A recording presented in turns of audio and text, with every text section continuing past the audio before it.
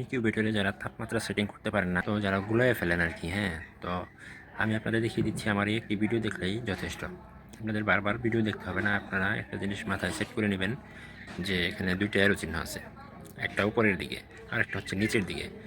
এই উপরে আর নিচের দিকে জিনিসটা মাথায় সেটিং করে নেন, এটা হবে উল্টো। উপরে উপরের দিকেই হবে পয়েন্ট কম, আর নিচের দিকেই হবে পয়েন্ট বেশি।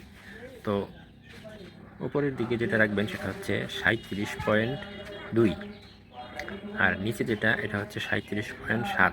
মানে 37.2 হলে বাতিটি জ্বলে উঠবে এবং 37.7 হলে অটোমেটিক এর ভিতরের বাতি বাল্বটা নিভে যাবে। তো চলুন আমরা সেটিং করে ফেলি। তো আমরা প্রথমে সেট করব এই বাম পাশে যেটা আছে প্রথমে এটা চাপ দেব।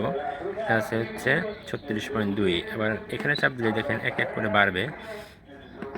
তো এখানে চাপ দিয়ে ধরে রাখলেই হবে যে 37.2।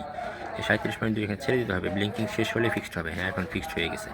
আর তারপরেরটা আমরা 37.7 সেট করবো। এখানে হচ্ছে চাপ দেওয়ার পরে ব্লিঙ্কিং করতে থাকবে। 36.5 আছে, এটারে 36.5-এর 37.7 করে দেবো।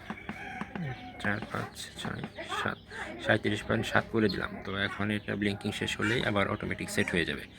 তো আমার এটা সেট করার পর 37.7 কিন্তু সেট করেছি, কিন্তু এখানে দেখাচ্ছে 40°C তাপমাত্রা।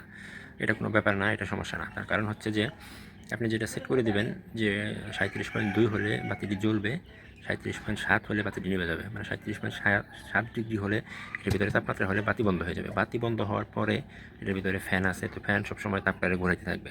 তো এরপরে এটা যত যাই দেখাক এটা কোনো ম্যাটার না। তো এই সেটিংটাই হচ্ছে যে ম্যাটার।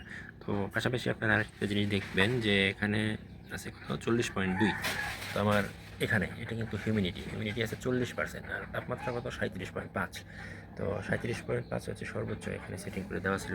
তো এখানে এটা দেখালেও ভিতরে কিন্তু অরিজিনাল তাপমাত্রা কত দেখাচ্ছে, ভিতরে অরিজিনাল তাপমাত্রা 37.5ই আছে। সো এখানে যতই দেখাক এটার দিকে খেয়াল করা দরকার নেই।